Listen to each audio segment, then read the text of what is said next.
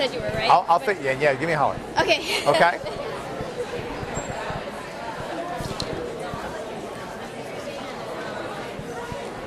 Okay, folks, let's get started. Happy Monday. You probably get tired of hearing that every Monday, don't you? You probably get tired of hearing from me Monday, Wednesday, Friday too, don't you? But I can't change that.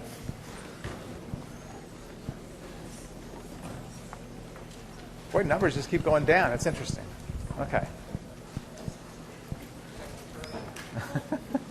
Yeah, maybe. You never know.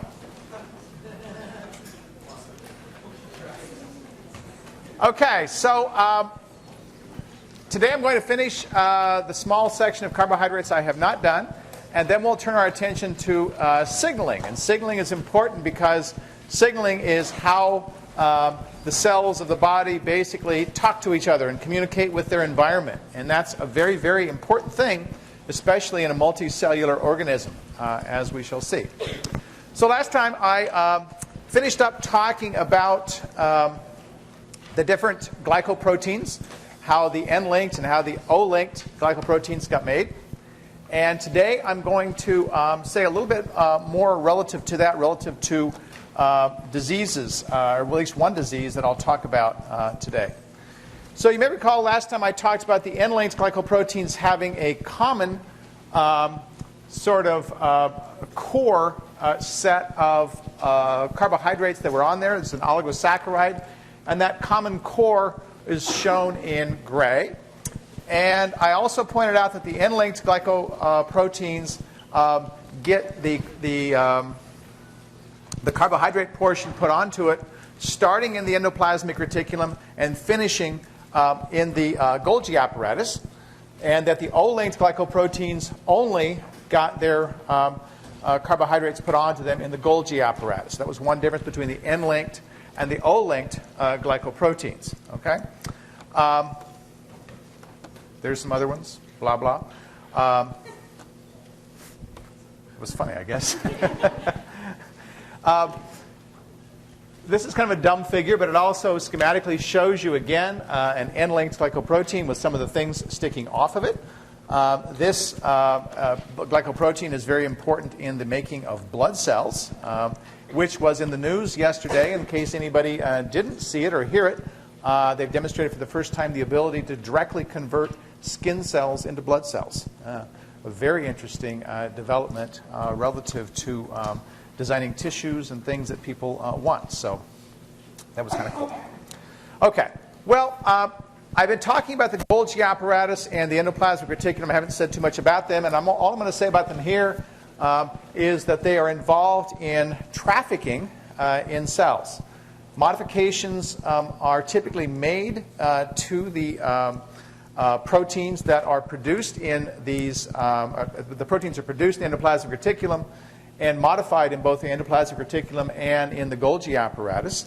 And as I said, they're involved in trafficking. So these may be for proteins that have destinations, as I said earlier, for perhaps to be embedded in the cell membrane. Perhaps they might be destined to go to the lysosome, which is an example I'll talk about in just a minute. They might also be involved in targeting to actually get completely out of the cell. So all those are possibilities. So trafficking is important, and if you're going to traffic things, then having a tag on them that tells the various components of the cell where these proteins are destined is important, and so that's what we're talking about here, is how we get that tag on there to target them. We're not going to worry about what the tag itself is. There's many tags, as you might imagine. Okay, so the first one I want to talk about is a very interesting beginning to the process. So for the glycoproteins that get modified in the endoplasmic reticulum, this molecule, Dolichol phosphate, plays an important role. And it's an interesting and odd molecule. So the interesting component is, first of all, you see it has a dual nature. It has a long nonpolar tail at one end, and at the other end it has a phosphate, which is very polar. The long nonpolar tail is embedded in the lipid bilayer of the endoplasmic reticulum. And when it starts out, it's actually facing outwards from the endoplasmic reticulum into the cytoplasm. So it's facing, it's this end, this phosphate is sticking outwards and facing the cytoplasm. This portion here is embedded in the lipid bilayer. This portion is facing the cytoplasm. Okay? There are enzymes that will take the various carbohydrates you saw in the last slide, which was this guy right here.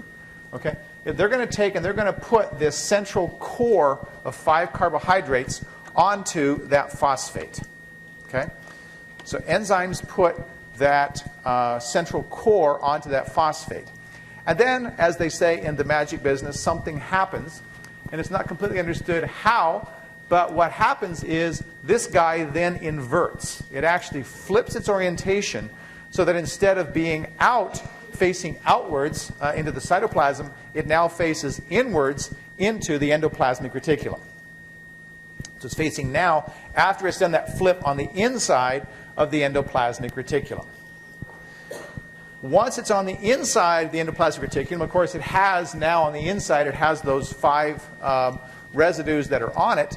Those 5 residues can have other things added to them, so we can actually decorate that structure to put the appropriate things onto them, and then that decorated structure is placed onto a target protein to make the glycoprotein. So that's at least one step in the process, that step being the part that occurs in the endoplasmic reticulum. If there's further processing that occurs in the Golgi, of course, that happens later. Yes?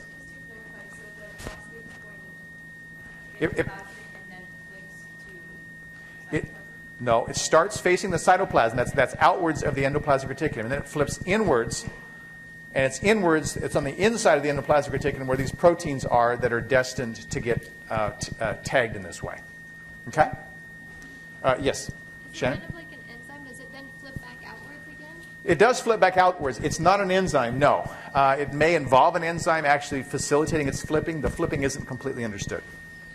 Yes?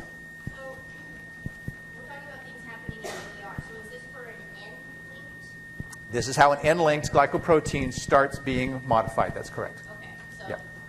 For an O-linked, none of this would be happening. None of this is happening for an O-linked. That's correct. Because the O-linked only occurs in the Golgi apparatus. But Dolichol phosphate plays a very important role in this flipping process, and it's kind of a cool phenomenon. Okay. Well, this sort of shows the importance of this trafficking process and shows the movement of materials through the organism. Proteins that are destined to go somewhere besides the cytoplasm, for example, are generally made in the endoplasmic reticulum. So they're actually synthesized, we'll talk about it a little bit next term, directly into the endoplasmic reticulum. Those are ribosomes, those black guys on the outside there, that are feeding the newly made proteins into the endoplasmic reticulum. The endoplasmic reticulum, of course, buds off and merges with the Golgi apparatus. The Golgi apparatus, in turn, buds off and sends things to various places, lysosomes, cell membrane, outside the cell, et cetera, et cetera. Okay?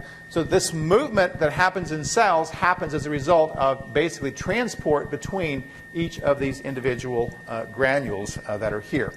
As you might imagine, having the right glycoprotein, the right carbohydrate structure on a glycoprotein is very important for the correct transfer to the correct organ. Or I shouldn't say organ, organelle, okay? So the one I'm going to talk about where there's a problem actually involves the lysosome, okay? So if some mutation happens such that a person can't make the appropriate glycoproteins, let's say they miss an enzyme that can't put the carbohydrate on that they need to put on, then those proteins that would normally end up in the lysosome don't make it to the lysosome. Okay? So this is a real problem in a disease called eye cell disease. All right? Eye cell disease is a very devastating disease, and it happens because proteins are not properly targeted for the lysosome. And I'm going to show you what happens with this in just a second. All right, so one of the features of the carbohydrates on a glycoprotein that tell the cell this is targeting the lysosome is the addition of a phosphate to a mannose at a specific place to make mannose 6-phosphate on this decorated carbohydrate that's on the glycoprotein. If either of these enzymes or either of these reactions are unable to be performed, then the cell does not end up with a phosphate on its mannose at position number 6 on that glycoprotein. Well, this is a problem because lysosomes are what we think of as the sort of garbage dump or the recycling bin of the cell.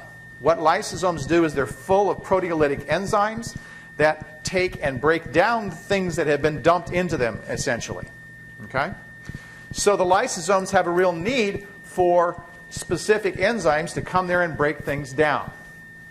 People who have eye cell disease cannot put that phosphate on position 6 of mannose, and as a consequence they have an interesting and a very unfortunate phenotypic phenomenon. What we discover is that they're literally full of all of the proteins that would be involved in the lysosome breaking things down. Okay? It turns out they're so full of it that their blood is full of it, their urine is full of it, they excrete these things, and the reason this is all happening is because instead of going to the lysosome, it doesn't have a license plate to get it there, it just gets kicked out of the cells. And the body needs these things, so it starts making more and more and more. And so what happens is these proteins accumulate in urine, they accumulate in bloodstream. The disease, unfortunately, has some very severe side effects, including neurodegeneration that causes severe problems as a result. The problem arises because this enzyme that's necessary for transferring this phosphate onto mannose is not present. Okay? So as a consequence, these proteins that would need that to tell the cell to send them to the lysosome don't have that, and they get kicked out of the cell, and chaos ensues as a result. That's called eye cell disease. Okay. Questions about that? Okay. The last thing I want to talk about here, I'm not going to talk about lectins or sequencing or any of that stuff here. I do want to talk about viral receptors. Viral receptors, it turns out, are targeting things on the surface of our cells. So one of the things a virus has to do in its life cycle is it has to invade a cell, and it has to replicate its DNA or /RNA and make proteins so it can make new virus. A critical step in that process, of course, is binding to the cell and injecting its nucleic acid into the cell. Well, what you see here is a schematic depiction of a flu virus.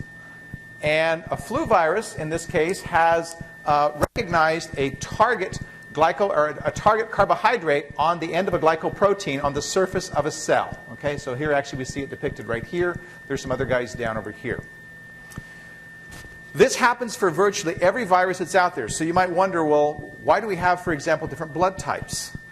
One of the reasons we have different blood types is over evolutionary time, we have evolved or tried to evolve ways around viruses being able to do that. So different people have different components because that gave an evolutionary advantage for keeping a virus from invading your cell. Well, viruses are pretty smart. Viruses evolve their own ways around it, and so it's a continual catch-up game that happens between the two. Well, we're currently losing the game because the flu virus is out there, and the flu virus has pretty much figured out how to get into our cells. What it does is it binds to a specific carbohydrate residue on the surface of a glycoprotein. So here's a protein on the surface of a blood cell, and this flu virus has attached itself to it. Now you'll notice on the inside the flu virus has several strands. Flu viruses have an RNA genome, and they frequently have multiple RNAs in them. So one of the reasons we see so many different types of flu is that flu viruses are able to mix and match their RNAs very well and create some enormous numbers of combinations as a result of that mixing and matching. So we hear different flu types that are out there. It's because of that mixing and matching. It happens over time. Well, the flu virus has on its external coat two important proteins. One's called a hemagglutinin. And a hemagglutinin, as its name would suggest, heme being blood, agglutinin meaning grab onto, the hemagglutinin actually forms the connection between this glycoprotein that's on the surface of the blood cell and attaches the flu virus to it. That's the first step in the infection process. So the hemagglutinin is binding to a carbohydrate on the surface and attaching the flu virus to the target cell. The second step in the process involves getting the RNAs into the cell. And this step, interestingly enough, requires action of an enzyme on the surface of the flu virus called neuraminidase. Now, neuraminic acid is one of the modified carbohydrates on the surface of this cell. It's a very common carbohydrate on the surface of cells. In order for the viral RNA to get into the cell, neuraminidase has to actually cleave that neuraminic acid off. If it can't cleave the neuraminic acid off, it cannot inject its RNA into cells. Okay? So cleaving that neuraminic acid off is an essential step in the infectious cycle of a flu virus. All right? Well, so now you know the two proteins that are needed for the flu virus to do its thing, as do many researchers. And many researchers say, well, is there some way we can design a drug that will inhibit this process? Because if I do, I have a good anti-flu drug. And in fact, they've been able to do that.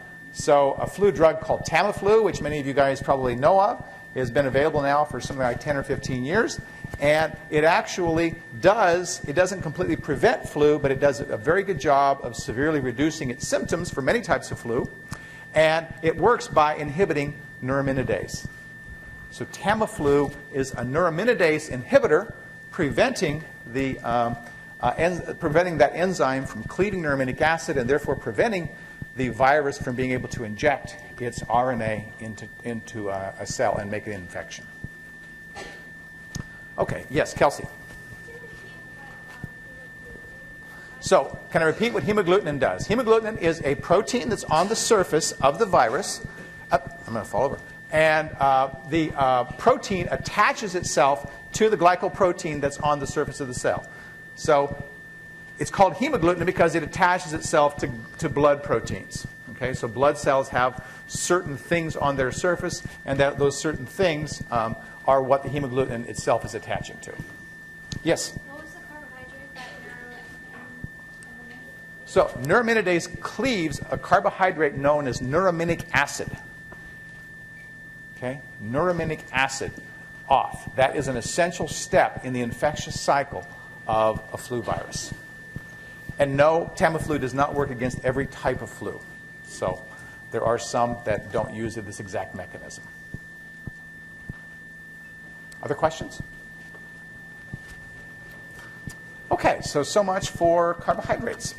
Let's turn our attention now to something that I find very interesting. I hope that you find interesting as well. And that is the phenomenon known as cellular signaling. Cellular signaling is, as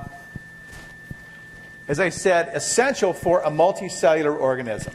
A multicellular organism has to have all of its components pulling its oars at the same time. Well, that's kind of hard to coordinate. We have a nervous system that does a pretty good job of connecting our muscles to ultimately to our brain, but we can't connect everything to our brain. We're not sitting here thinking, okay, I need to be secreting some human growth hormone, for example, and therefore you start secreting some human growth hormone. Those types of signals are handled by hormones, and hormones are molecules that travel in your bloodstream, basically communicating a message from one part of the body to another part of the body. So we're going to spend some time talking about hormone action and the signaling process that they actually initiate.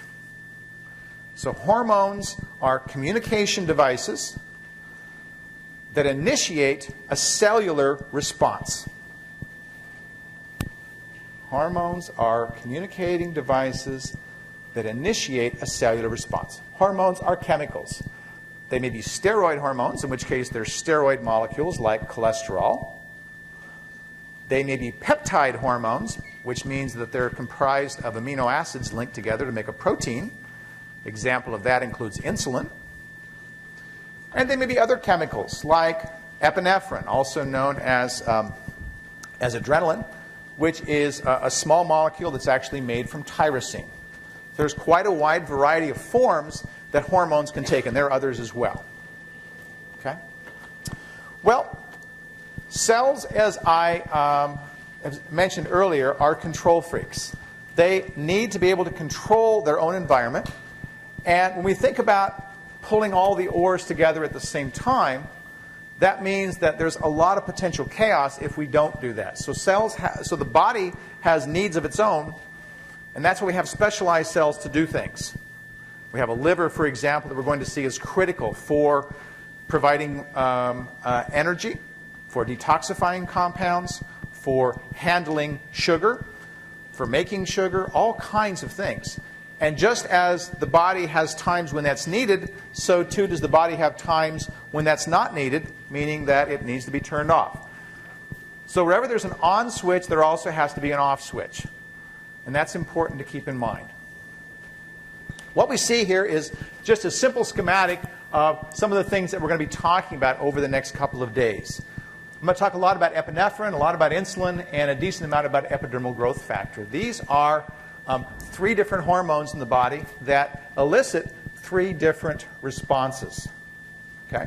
And we're going to be talking at the molecular level, inside the cell, what these hormones do. Now, hormones, I want to underline, are extracellular. They are extracellular.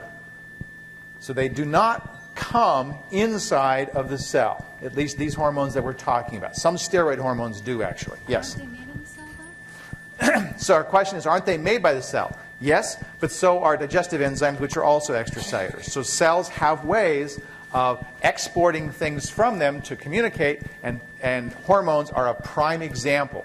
Made by a cell, but exported from the cell and sent through the bloodstream to get to a target location. Okay? All right. Well, so there is a brief overview. This shows sort of schematically what happens in this process called signaling. So a signal, if we think about it, is perhaps your friend has just joined Facebook, right? And I know everybody's joined Facebook by now. Okay?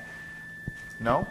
Okay, well, some haven't. So this is going to happen when you join Facebook. Okay? So when you join Facebook, you will go out and find friends, or friends will find you.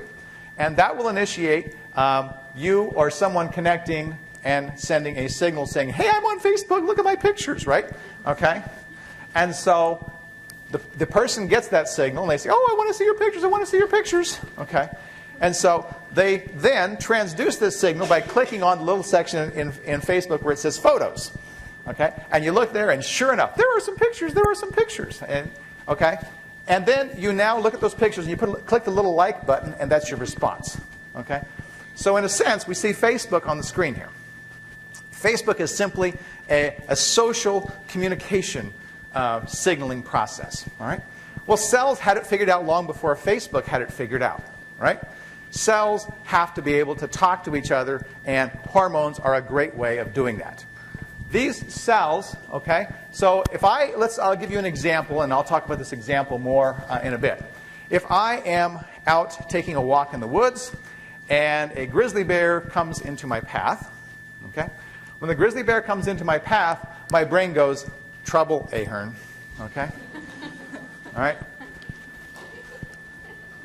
The brain tells some cells in my body, you better tell everybody else we're going to be in trouble. Okay?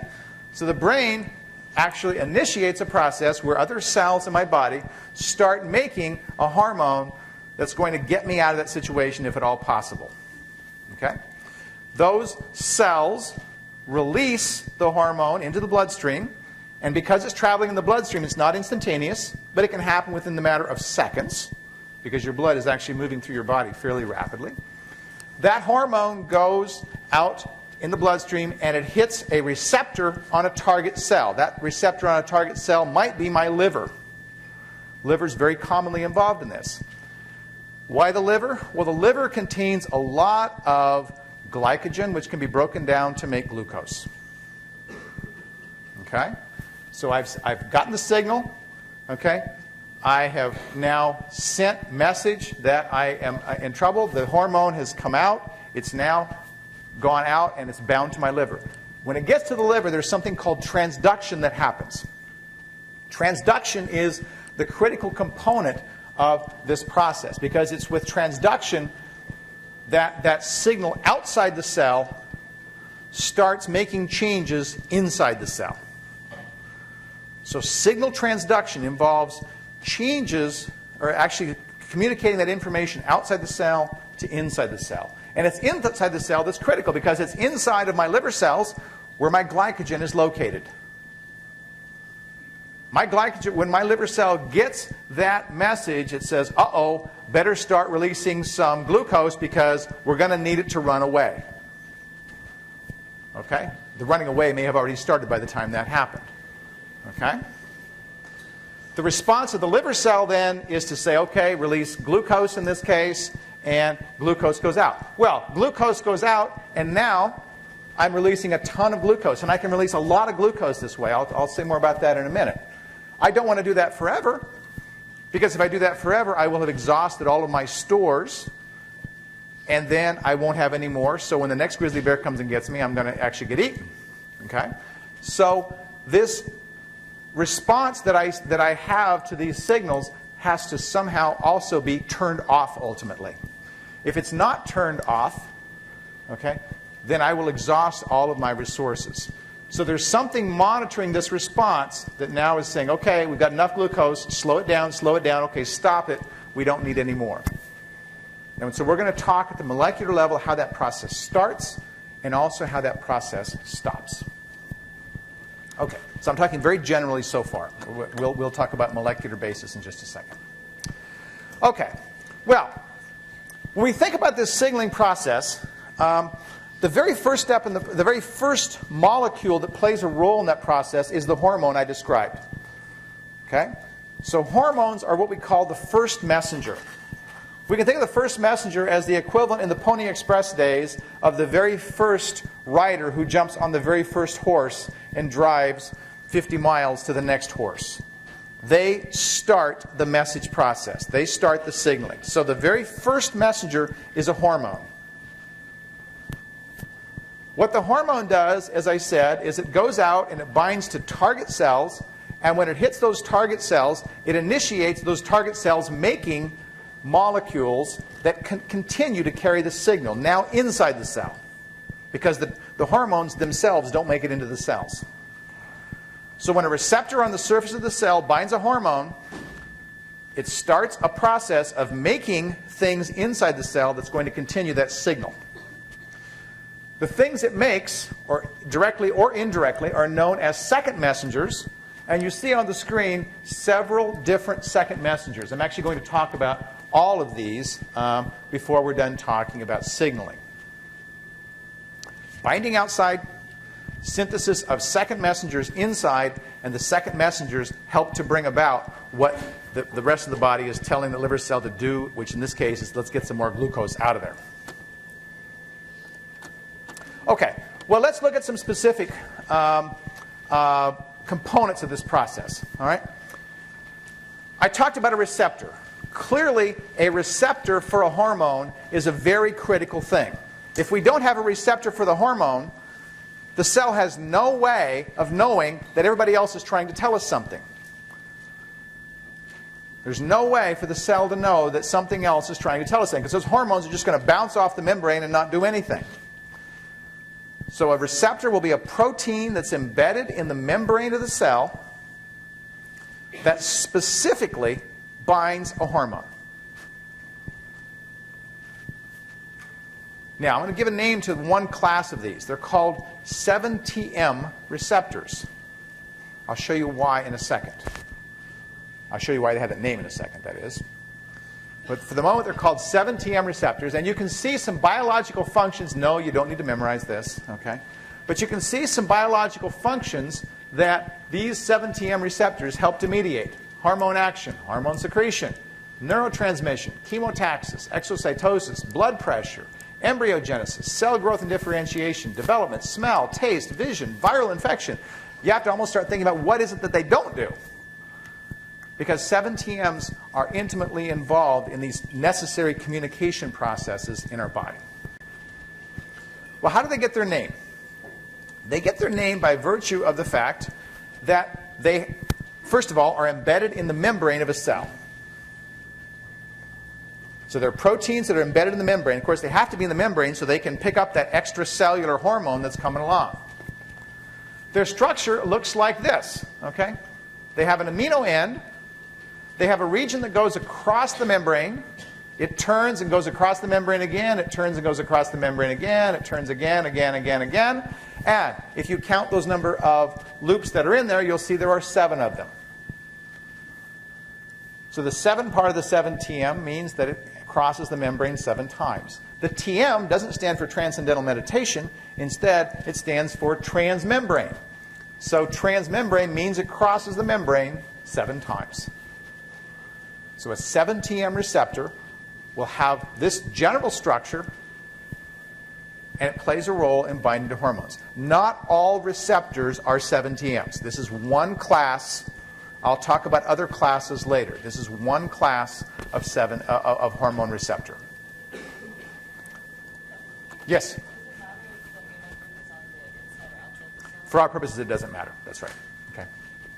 Her question was, did it matter if the amino group is on the inside or outside of the cell? For our purposes right now, it doesn't really matter. Okay? Now, well, the last figure was sort of a simple cartoon showing you blah, blah, blah. This is in reality closer to what a given 7-TM looks like, and I'll talk about that in a minute. Yes, ma'am? These proteins, they're just the receptors. They're not a messenger. That's right. So the question is, these proteins are just receptors. That's right. They are not any kind of a messenger. So they're the intermediary. They are like the connection of your phone, to the cellular network, right? So something calls the network, and the network calls you, all right? That network itself is not part of the signal. It's just simply helping to transmit that signal, and that's what these guys are doing. Okay. Now, when we look at this, we see that these, of course, are on different sides of the cell membrane, and that will become critical for us in just a moment. Okay. The first molecule, this is the first hormone I'm going to talk about. Now, this is a hormone, epinephrine. This is the guy that's actually secreted as a result of the fact that your brain is saying, we are in trouble, we got to get out of here. This guy is derived from tyrosine. And this epinephrine travels in the bloodstream. It's very small, so it's very easy to travel. It's fairly easy to synthesize. And it's epinephrine that binds to a specific 7-TM. Now, do all cells all have the same 7-TMs? No, they don't. So liver cells will have one set of 7-TMs that may be different than what a muscle cell has, or different from what a skin cell has.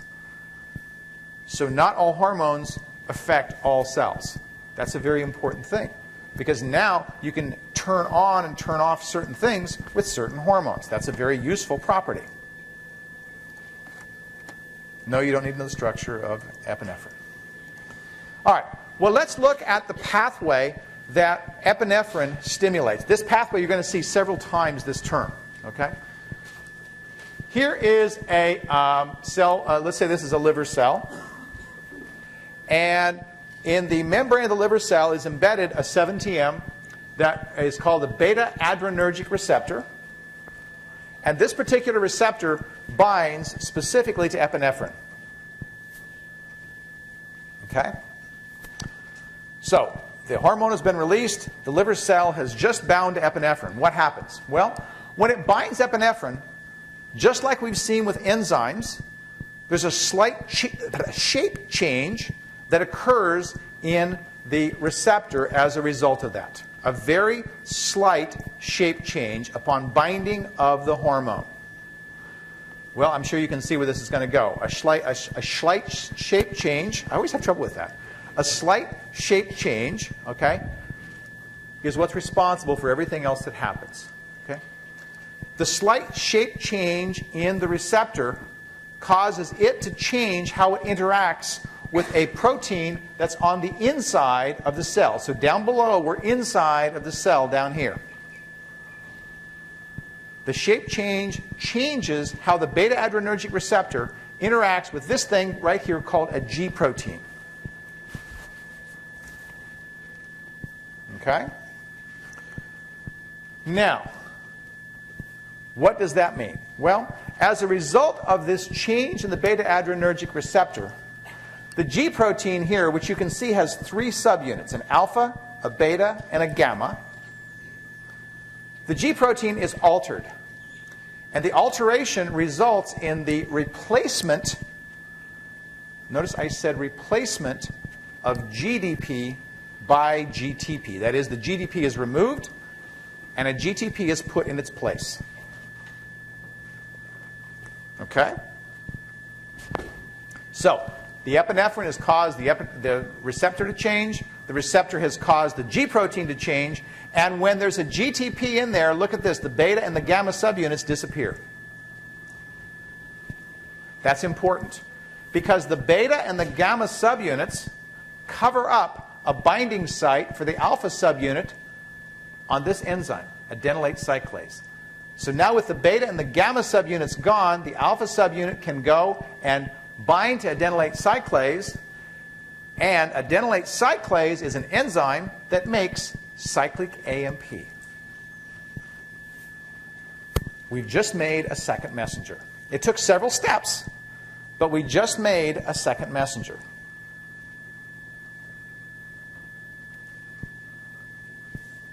Now, yes, I do think you should know the steps. Okay?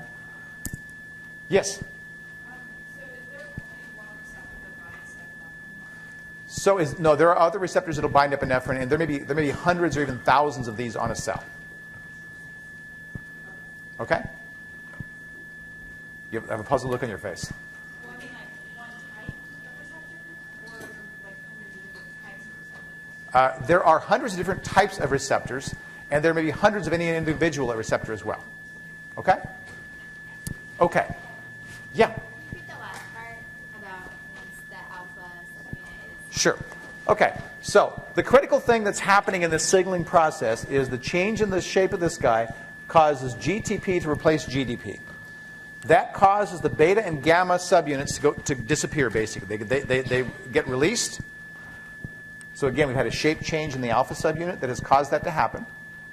The alpha subunit with the GTP now has a binding site that's free to go up and bind adenylate cyclase, and it does. And adenylate cyclase, being an enzyme, has just gotten a signal. It says, okay, I'm awake. I'm doing what I'm doing. I'm going to make cyclic AMP. And that's what it makes.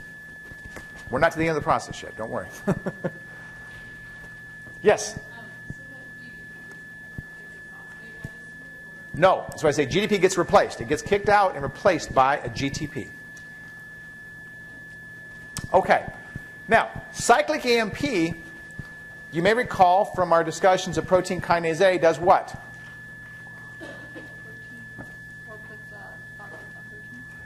So protein kinase A puts phosphates onto proteins, but what does cyclic AMP do to the protein kinase A?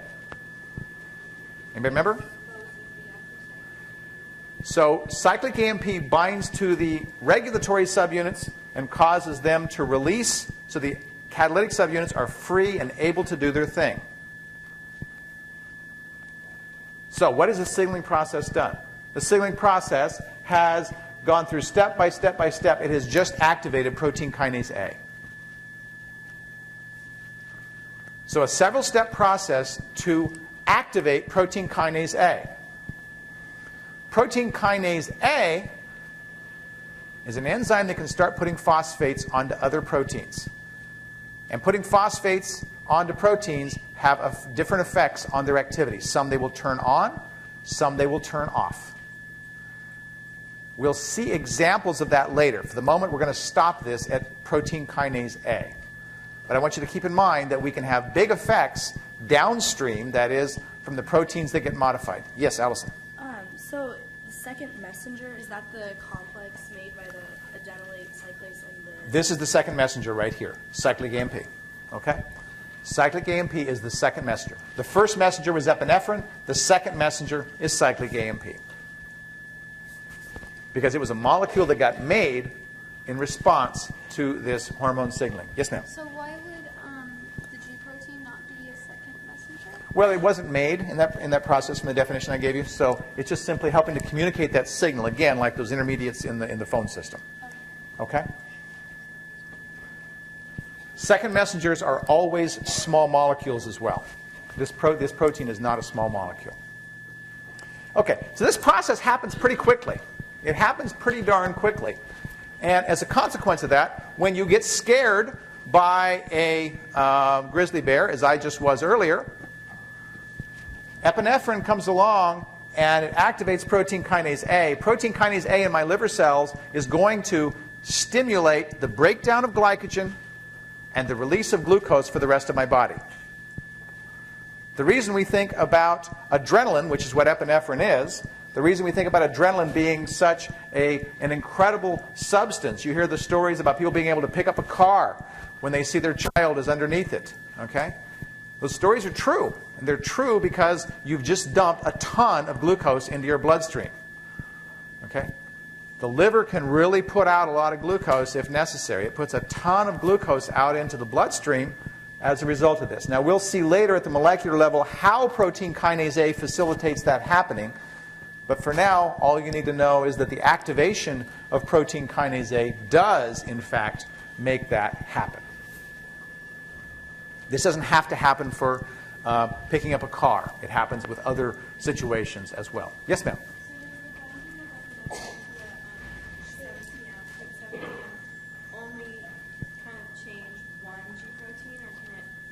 Okay, so does the binding of a 7-TM, binding of epinephrine to a 7-TM only change one protein, or can it change others? The answer is it can change others if it doesn't get released. We'll see later why that can be a consideration in terms of turning off the signal. We don't want it there for very long, though, because as you could imagine, we're going to release all of our glycogen, and we're going to have problems with that. Yeah. Okay, good questions. All right.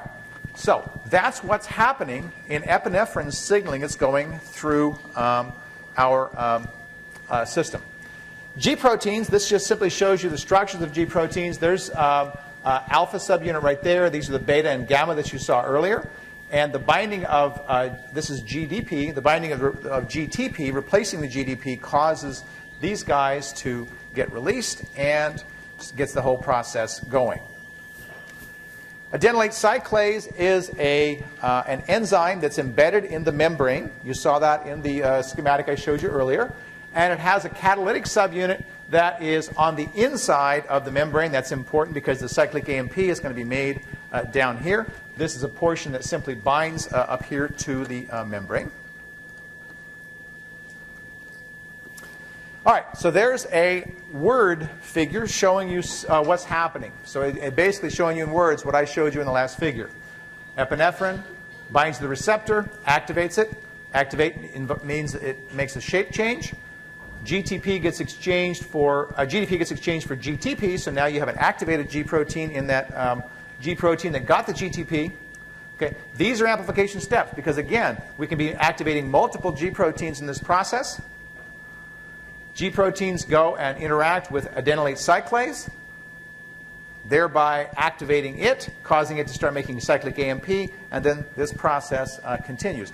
This process actually continues through several more steps. And you think, wow, this is really complicated. And the signaling process is rather surprisingly complicated at the molecular level. Okay? It's surprisingly complicated at the molecular level. All right. Well, G proteins are interesting things. They're pretty critical in this process. So I want to spend just a couple minutes talking about them and basically turning them off. Okay? Well, we talked about turning them on. We turned them on by the beta-adrenergic receptor binding to epinephrine. That caused the G protein to lose its GDP and get GTP. Well, how did GDP get there in the first place? Right? All I showed you was that it had GDP. It turns out that G proteins are actually very interesting proteins because they're really pathetic enzymes. Okay? And their being a pathetic enzyme is critical for their function. Now think about this. Remember how we talked about how fast we can make enzymes, and we said that enzymes, if they act like a race car, cause problems for cells. Now I'm telling you that the patheticness of this enzyme, the slowness of this enzyme, actually is built into this overall scheme. G proteins, it turns out, are very bad at breaking down GTP to make GDP. They're very bad at doing that. And it's a good thing that they are. Because if they were good at breaking down GTP to make GDP, that signal would never make it in the cell. G proteins slowly break down the GTP that they hold. Okay? On the order of seconds or minutes, all right, it'll take them to break down that GTP. Once they've broken down the GTP to GDP, guess what happens? The beta and the gamma subunits come back and bind to it, and now it's inactive again. So the slowness with which this alpha subunit of the G protein breaks down GTP is critical for the signaling process occurring. If it occurs faster, then the signal is not going to be around for any period of time. So we can think of the G protein as something that receives a signal but knows how to turn itself off. The G protein is a self-canceling system in that respect. It's an interesting protein.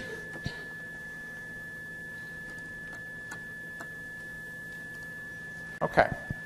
Well, the other thing that might happen, we could imagine there would be times where we might bind to epinephrine, to a beta-adrenergic receptor, and normally in the scheme of things, it binds, it comes off, and then the epinephrine itself gets broken down by the body. But what if it gets stuck, and what if it doesn't come off? What's that going to do to the cell? Well, if nothing else is in place to protect it, what's going to happen to the cell is going to keep activating protein kinase A. It's going to keep breaking down all of its glycogen, and it's going to ultimately die. So having a way of turning that signal off if something gets stuck is also useful. Okay? And what you see depicted on the screen is just that.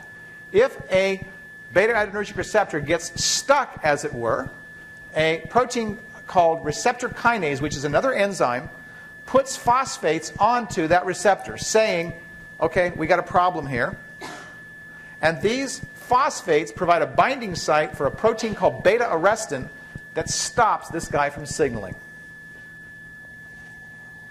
So we are terminating a signal of a stuck receptor here, essentially. The cell has a way of dealing with a receptor that's stuck in the on position. That's really useful. Okay?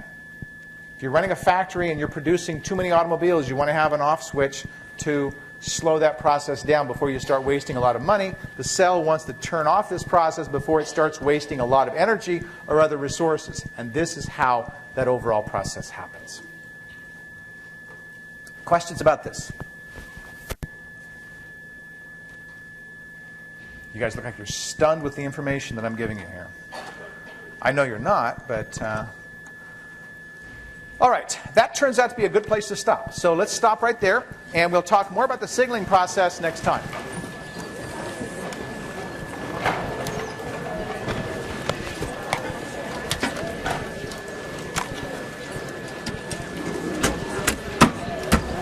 There it is. What's this here stuff? Does it go straight to a website? I'm sorry? Does that go to a website? This is my website. No, but I mean, if you press here, does it go to something? Yeah, something else on my website. Yeah, that's what I thought. That's pretty good.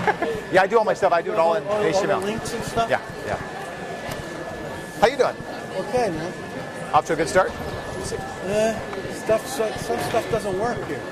Yeah. When I put Windows 7 on, I can't get No wonder it some doesn't work. I can't get my videos to work. The microphone worked perfectly. I talked to Albert beforehand. Not today, it didn't. I didn't have a problem. Yeah, well- he told me just before class he switched the frequency. It was bad this morning. Maybe he switched it after you had it, because it's the best I've had the whole year. It was good. Anyway, take care. Yep. Yes, ma'am. I got a bug you. I know that kinase is a reversible process, right? That's what I think I know. Well, there's different kinds of kinases, but in general, we don't think of that as... So this isn't a reversible. It's not going... This is not a reversible signaling process, no. Kinases catalyze reactions that can be reversible, but this isn't signaling process related at is all. not. No, it's not related at all. So the signaling process is one directional. Yeah. How come if you logged out, that's still there? That I don't know. How do I get rid of it? I did log in, didn't I? Yeah. It should have shut everything down. I know.